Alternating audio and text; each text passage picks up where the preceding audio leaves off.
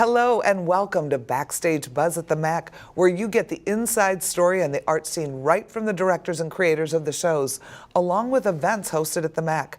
I'm Diana Martinez, and on this episode, you'll be getting a behind-the-scenes look at all the great things going around at the MAC this December. First up, I welcome back Janie Oldfield, who will give us details about outreach programs that the MAC supports, as well as share tips about how you can give the gift of live theater to deserving families this season. Then, I'm very excited to welcome Second City cast member E.J. Cameron to the show. He'll talk about his experience with the legendary sketch and improv comedy troupe. And finally, Tony Venezia, professor of animation at the College of Dupage, will talk about the recent recognitions and great accomplishments made by Courier TV, the student-run news show which is part of our college's motion picture television program. So let's get to it.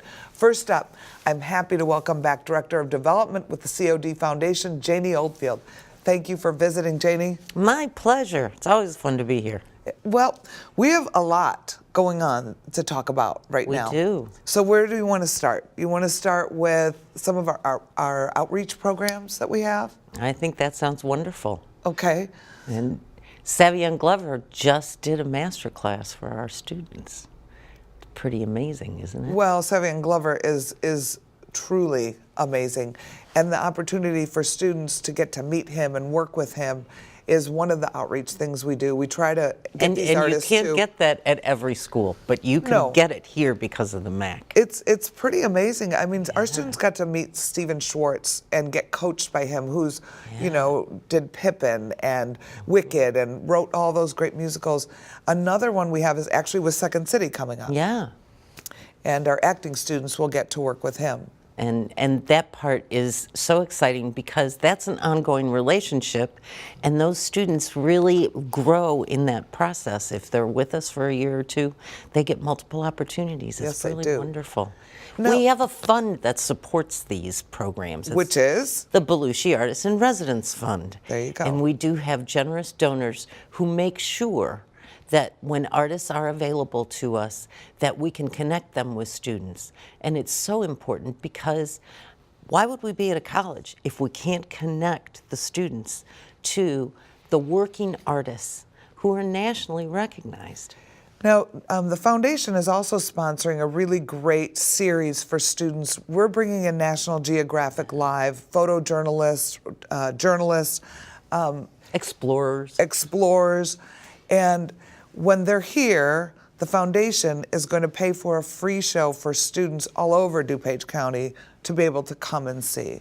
And the foundation board, the volunteers who are on the board of directors of the foundation, jumped on this opportunity immediately because we recognized that there could be a spark for a student to explore something they never thought of exploring before because they're in the presence of someone who has gone to do something no one else had ever done. And the patience, the perseverance of those National Geographic scientists, photojournalists, explorers, is so profound. What an opportunity, and we're the only place in Chicagoland where that can happen. National Geographic is with us. It's pretty exciting. It's really exciting. So all of these great programs need support. They do. And that's what you do. You help to get support. Mm-hmm. How can people give? There are so many ways to give. When you're buying your tickets at the box office, you can certainly make a donation right at the box office. You can call the box office at 630-942-4000. On the MAC website at themac.org, if there's a little button at the top that says Support the MAC, there's a link there to the foundation website to give online. Okay. The foundation website is also available, foundation.cod.edu, and if you do a little slash there, you can go do directly to Support the MAC, but you can also, there's a drop-down box, and you can say, I want to give money to the McAninch Arts Center. So you have planned a Giving Tuesday fund drive. Mm-hmm. Tell us about what your thoughts are. Well, we're kicking it off on Giving Tuesday, November 28th, and so it's going to continue through year end. But really, what we're looking at this year is Arts for All because of the MAC. And so recently, I was talking with a patron in the lobby at the Bellucci Performance Hall, and she said, don't ever change your ticket pricing. It's not like Chicago. It's not like other places. You are so affordable. Well, that affordability is because we have donors who help us bridge the gap. So affordable for people who can afford it. But what if you're a person who can't afford any opportunity to experience the arts live? We had a wonderful donor a year and a half ago who helped us create a fund called Mactastic Treat Seats, Tickets for Kids and Families. And that fund helps those less fortunate, those who would not have access, be able to see a show. That also includes seniors, it includes veterans. We have wonderful partnerships with so many community organizations. And we know that we are touching lives because Treat Seats exists. Well, just a few weeks ago, over 200 kids from Metropolitan Family Services, Bridge Communities, Moose Heart Orphanage came to see the Chinese acrobats. And it was really spectacular to see the look on their faces, to get to come to the theater, you know, and see a show and just experience something positive and inspiring. And I think it's a great way out program. of their wheelhouse. That's the part that's so exciting, is that those opportunities to really discover arts from around the world wouldn't happen if we didn't have donors who weren't willing to say, I'll invest in that because I want a kid to have a treat. It's awesome. One last thing I want to talk about is our giving tree that we have over the holidays. So it's a fun way to give back to the community if you're coming to see a show. Do you want to talk about that? And it's an easy way to give. So People's Resource Center and Metropolitan Family Services are the beneficiaries of these drives. So through the end of November, from Thanksgiving up until Christmas, we are collecting canned goods and paper goods for People's Resource, but also sweaters, scarves, and socks, hats, scarves, and things for seniors and kids. Teens, right? Teenagers especially. So Metropolitan Family Services will help to get those articles into the hands of folks who will get a special treat through the holidays, and just because of the generosity of our patrons and our donors. Janie, thank you so much for coming on today and sharing all of these opportunities with us and for all the great work you do. Well, it's a pleasure to do it because we have an amazing audience that really realizes how important the MAC is, and we are so glad to help facilitate their giving. Thank you. Thanks. For more information on ways you can support the College of DuPage, visit foundation.cod.edu. Support COD students and Dupage community members this December by attending one of the many great concerts that will close out the fall semester. On December 3rd, come watch the Dupage Chorale, an impressive group of singers comprised of a variety of voices as they perform choral music from classic and contemporary composers alike. On December 4th, the Dupage Community Band takes the stage. A giant collection of accomplished musicians perform together from all around our community. On December 5th, the Chamber Orchestra will perform pieces from Holst, Vivaldi, and many more. Then, on December 6th, don't miss the always entertaining percussion ensemble as they fill the Bellucci Performance Hall with every type of percussive instrument you can imagine. Finally, come see the COD Concert Choir and Chamber Singers perform on December 7th. Their repertoire spans hundreds of decades, all the way from 1666 to 2016. Don't forget to stop by the Cleve Carney Art Gallery while you're here. The annual art faculty exhibit will showcase the talents of COD art instructors and will be on display starting December 2nd. The Second City is known to many as the leading sketch and improv comedy company in the nation, having played host to comedians such as Bill Murray, Dan Aykroyd, Gilda Radner, Steve Carell, and Tina Fey. Joining the ranks of those legendary artists is my next guest, E.J. Cameron, who is part of the Second City's national touring company. Welcome, E.J. Thank you. I'm glad to be here. Well, I was telling you before, I used to work at Second City. I was the president of Second City for 4 years, and some of the best times of my life. So I can't tell you how happy I am to talk to you today. Oh, that's cool. All right, so you're an insider. I am an insider. Cool. And what I want everybody to know is how you create a show, because a lot of people don't understand how it's done. So talk to me a little bit about and share with them how this holiday show is going to get put together. All right, right now what we're doing, we're pitching some of our ideas. So what happens, it starts with an idea. Right. So everybody comes in, we'll have a pitch day. So if we're doing a holiday show like what we're pitching now, anything that you think is funny or different about the holidays, we'll pitch it. Like I just pitched one about a guy who still doesn't know about Santa, or he still believes in Santa, and he has kids, and his wife is like, babe, it's, and she's trying to break it to him. Uh-huh. So we're like playing around with that. Ideas from songs, we'll flip a song, like a classic song, and like find like the weird joke in it. And then we all like bring our material in, and then once we all bring something in, we kind of find a through line. So after a while, we'll find a through line, and maybe that'll create the title of the show or like a theme. So then we write more towards that theme. Like maybe the theme this year is your family makes you miserable on the holidays. Everybody can relate to that. Oh yeah. Yeah. So we'll go through that, and then after a while, we like test it out and see what works, and then we keep Where do you test? on the main stage. See, I think this is so interesting. What people don't know is one of the secrets to the success of Second City is you are co-creating with the audience. Mm-hmm. You try your material out, you see if they like it, if they respond. If they like it, you guys take it back and wordsmith it and tighten it up. And shine it up a bit more. What works, you push that a little bit more. What didn't work or felt dead, or if it's too long. Right. Sometimes you write this scene and you read it and you're like, oh, this is beautiful. And you put it up and you're like, that felt like 20 minutes. Right? Isn't it funny? Yeah, me you like some pat things myself read on the beautifully, and then you put it up on its feet and you're like, that is so not funny. So long. It's smart.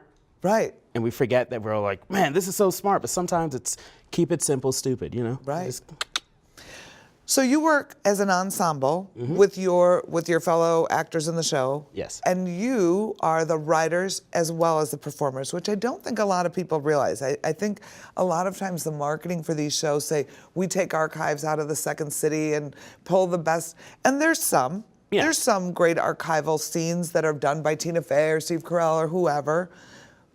But the majority of it is written by this new generation. a lot of times, too, it's just, we'll just do improv sometimes. We always warm up with an improv and we'll perform and do a scene, and something will just crack us up and we're like, oh man. That was it. Yeah, that's it. Or you'll just have that, like, there's something there and you sit there with it, and like, I'm a person that every time I go take a shower and I think about a sketch, I'm like, what, that's it, and like run out and have to like write it down. I have this little notebook that I keep by my bedstand that I like wake up at 3 in the morning and like, well, they say your best creativity happens when you're in a semi-engaged state, like the shower, driving, running, and then the dots connect. So you probably have a minute to just breathe, think, and the dots connect, and you. And then you're like, oh, that's it. That's like, it. When you sit down, you're like, I need to write this scene. You're like, Blank, nothing, crickets. yeah. And that's why improv's nice, because you are building something together. Yeah, and it feels natural. Sometimes I prefer like just a premise, and we'll improvise around that, and we'll just kind of like make bullet points. I like that too. So we keep the fun, and like we can always discover, but you know, writing is great too. I just dread sitting down and like punching out on the keys. But I'm a beat sheet guy. Keep it quick and simple. If we don't know what the game is. Explain what a beat sheet is to them. Oh, a beat sheet is so there's typically you have like a the script. bullet points. Yeah, the bullet points. So let's say in the script I'm like, okay, at the top you're going to enter, you're going to greet and be happy. The second beat, a monster comes in, but you don't see the monster. The third beat, you find out the monster's your mom. And then you know how to get to A, B, C, but you don't need to go A through Z. You just kind of get the general like, this is the idea, let's play with that. And sometimes new things happen. The world's always changing. There's always something new in the news that you can pepper in and throw in. That's one thing I love about Second City artists, and I admire their commitment to being relevant, their commitment to being current with the news and events, and the audience just eats it up. Oh yeah, because it's like, oh, I read this in the news today, and you don't even think you're gonna see it. And then like you go that night, and we've already seen it. We've already like figured out jokes or talked about it backstage, and like made all of our jokes and we're like, oh, wouldn't it be funny if in this scene you said something, Ted Cruz likes nachos, and you're like, oh man, that'd be great. And then the audience, it's a bigger reaction because it's so fresh and so new. They're like, that's the thing that we were looking at today. Exactly. And then their heads explode. How far are you in creating the show that we're going to see here at the MAC? We're about 2 weeks into the process. So pretty early. Yes, very early. We're still pitching and getting things and workshopping right now. Actually, after this, I'm going to go workshop some more. So we're just bringing in our material and figuring it out and whittling down and trimming off the fat of the ideas. Or sometimes some things are just, you're like, oh, I thought this was funny. It's not funny. And you let it go. You let it go. Tell us about, how did you start with Second City? I started, oh wow. I did the conservatory program. So I had to audition to get in, and that was after like doing a year at IO. I'd like on and off, I took breaks. Then I went to Second City, did conservatory, which is like their like graduate level, like their college of comedy. And then after like the first 2 classes, you re-audition, then you go through 3, 4, 5, then you have like your final show and like your showcase. And then after that, right after I got into Bob Curry, and then while I was doing the Bob Curry Fellowship, I auditioned to get on a cruise ship and do the cruise lines with Norwegian. And I got onto that, and then I came back all fat from the ship. I was like hanging out. They have good food on those ships. The best and the worst food. It's all you can eat. That's true, because you get tired of it. You get tired of it, and I'm terrible at buffets. Why? I should never be at a buffet, because it's all I can eat. Because you can't stop. Yeah, I'm just gonna push. I'm like, I'm full, but did you see the quiche over there? Did you see the cookies? And then you just keep eating, and you're like, I can And there's nowhere to go, yeah, so you eat. You just keep eating. Oh man, you get it. So I did that. I did the cruise ship, and then I came back and understudied for like about a month, and then I got moved into the touring company. And good for you. Yeah. You know what I love is that a lot of people think it's being an overnight success. They're like, oh, you were discovered. And I don't think people appreciate how much time it takes to hone your craft as an improviser, because it's not just your sense of humor, it's learning how to integrate with 5 other people's sense of humor at the drop of a hat. At any moment, and that's the problem. Like a lot of times people will only want to perform with their friends or people that think like them. And it's like, if you're closing yourself off to like so many different jokes and avenues and opportunities. And it is a grind. It's not an overnight thing. When I moved to Chicago about 5-6 years ago, don't do this. I showed up with like 2 duffel bags and $200, and I was like, oh honey, I'm ready. Oh honey. Right? So it was 5 years later. 5 years later, I'm here, but I did the whole starving artist thing. Sure you did, honey. Bopped around to sublets and crashed on couches. It's hard work. 5 jobs, doing birthday parties for kids and sneaking pizza and cupcakes away in the corner so you can have a meal. You know, it's you do it. And that helps you with your comedy. That's where it comes from. But you know, Second City is a great home to building community, character, and amazing comedians. So you are in the right place. I think there's no better place, and you are at the precipice of your career. So I wish you the best. Thank you so much. And I can't wait to see you here. I can't wait to perform here. Awesome. We'll throw in something for you. Or maybe we'll bring you up on stage. I would love it. All right. All right. Good luck to you. Thank you. Good luck to you. Thank you so much for coming. The Second City Nutcracking Holiday Revue will be at the MAC on December 9th for 2 fantastic shows. Come by at 6 or 9 for an evening of laugh-out-loud antics with a holiday twist. For more information, visit atthemac.org or call the box office at 630-942-4000. Come party with the coolest cat in town and kick off December right with the kids. Pete the Cat returns to the MAC on December 1st for 3 shows, 9:45, 11:30 a.m., and 7 p.m. On Saturday, December 2nd, have yourself a very Elton Christmas. Come see Craig Meyer and witness his uncanny ability to sound just like Sir Elton John in a spectacular high-energy musical journey featuring a mix of chart-topping hits and holiday classics. Join us for one of 4 magical performances of the Nutcracker. Hear the New Philharmonic Orchestra as they accompany Von Heidecke Chicago Festival Ballet in one of the season's most honored traditions. Be sure to come early and stop by to see a very special visitor. Santa will be in the MAC lobby before each performance. On December 14th and 19th, see the next screening from National Theatre Live. Rosencrantz and Guildenstern Are Dead stars Daniel Radcliffe in a tragic comedy which puts two minor Shakespearean characters in the limelight as they contemplate the plot of Hamlet as it actually unfolds without them. Our last guest is a professor at the College of Dupage who teaches animation in the motion picture television department. MPTV has had so much to offer our students, including the opportunity to be involved with Courier TV, a student-run news program that has received a lot of recognition lately. Here to tell us all about it is Tony Venezia. Welcome, Tony. Well, it's good to be here. Good to have you. So, Tony, you teach animation, correct? Yes, I do.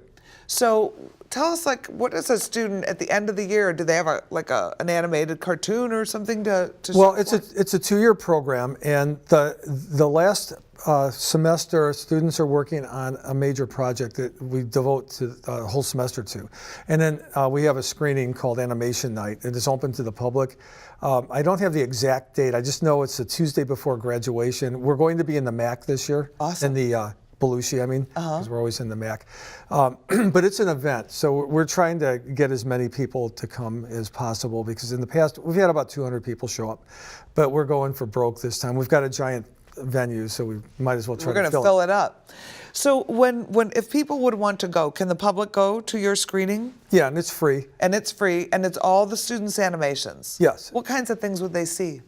Well, our students do different types of stuff. So the advanced students will choose the style of animation they would like to work in. They'll do 3D computer graphics, like Toy Story type animation, but there's a lot of traditional animation.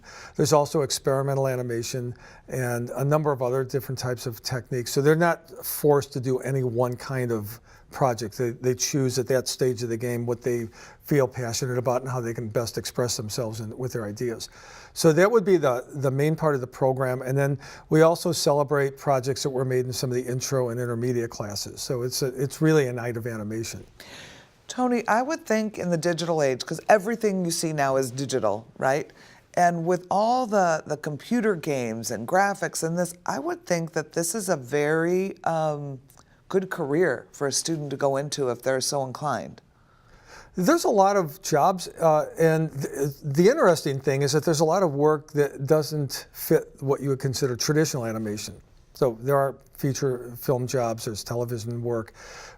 There's also things in legal, animation is used in recreating a scene. Sure. In law, it's also a big thing in medicine. Promotional things. There's a lot of companies in Chicago that do trade shows, and I always scoffed at those. Who wants to work on a trade show? Until I started seeing some of the budgets, and they want to represent a company and make them look as good as they can. So trade shows have huge budgets, and they can be innovative. So those jobs can be fun. There's a lot of work in museums. Companies want to advertise or make a presentation to get across information to their employees and things like that. So there's, when I was proposing the animation degree 12 years ago, I came up with 50 commercial uses of animation, and not to mention art, which is another big use of it. But since then, I could extend that list to even more. So the thing is, I would imagine there's tons of work. There is, and the one thing to consider though, it's not you have to look for it. So we've had students go through our program and get work, or they go through our program, get their 4-year degree and get jobs in animation. But it's the trick will be figuring out where you fit in this scheme. It's kind of like every other career. Sure. Now let's talk about the news show that the department does. All right. Tell us, it's just recently won a lot of awards. Yeah, the news show was, well, from as long as I've been here, Jennifer Peel has had this dream to set up a news show, a weekly show for the school. And 13 years ago, we didn't have the equipment to do it. And so she was fighting for it. She revised the TV program. And then when all that was happening, we were able to get a nice grant to just replace all the old equipment, the old obsolete equipment with, we're fairly we're more than fairly state of the art. We just got another batch of really good stuff in the studio. So we have really high-end equipment, which allows the TV show to be produced in a way that people are going to actually watch it. So it was really, like I said earlier, her dream was to get this news show to start, and it's actually happened a couple years ago. Jennifer is a dynamo. She's really, really good. She's driven, she's passionate. The students think she's great. So she's able to motivate people to do stuff when they normally may not. And what happened a couple of years ago, I think we entered a whole bunch of news shows into the Illinois Broadcast Association's college competition. And we came back with several awards, and we were competing with all the top schools, four-year colleges and universities like Southern, Western, and other schools that have been established in TV. So here's this little COD with a brand new TV show, first season, and we were winning awards over some of those schools. Well, the show is great, and I have to tell you, I love it because it can be emailed to you. You can go on Facebook and find it. And what I love about the Courier News Show is there's so much going on this campus with 30,000 people that are all doing very interesting projects. You watch that show, and within a couple minutes, you kind of know what's going on around the campus, from sports to entertainment. And I love that they even cover board meetings, they cover hot topics. I think it's fantastic. And I think I've grown accustomed to liking, to watch it. So I hope we all support it and keep it going. It's a great program. Oh, I think the college would really be missing a lot without that. So I know that there's plans to keep it going. Yeah. So that's our mission right now. Oh, good. What were you a COD student, I hear? Yes. So what did you study when you were here? Well, I don't know. When I was a student, when they talk about things that students don't know, I was one of them. Okay. So I don't know what programs we had. I got an Associate of Arts degree while I was here. And it was back, I graduated in the 5th graduating class, so it's No way. I'm pretty, I can talk about the school. When the first year that they had the Quonset huts across the street is when I started. Wow. So where we're sitting now is a marsh. So oh my gosh, so you've seen this college evolve. Yeah. You really have. Yeah, and been a part of its evolution. That's amazing. Yeah, and it's been a great influence too. When I look back, and I would have said this if I wasn't working here, because I did think this. I really feel like if I didn't go here, I wouldn't have made it through college. My first year was rough, but then a teacher took me under her wing, and she really taught me to how to learn. I never thought I would be a good student, but she really turned me around, and she was really good, so it was pretty quick. It didn't take a year. It took like a semester. Well, it took a summer quarter, and I had a whole different attitude about education. And now you're teaching. Yeah, yes. And passing it on, right? Yes. Good for you. Well, at least that's my goal. So I hope I'm doing that. I think you are. Well, thank you so much for coming on to talk to us. And we will all go to see the animation show. I'm very excited to see. Okay, and I'll make sure you know ahead of time too the exact dates. And all right. Thank you so much, Tony. You're welcome. For more information on the Motion Picture Television program, visit their website at cod.edu/programs/MPTV or call 630-942-2892.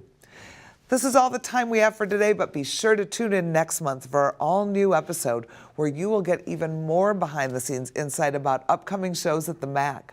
I'm Diana Martinez. Thank you for watching. We look forward to seeing you at the theater and next time on Backstage Buzz.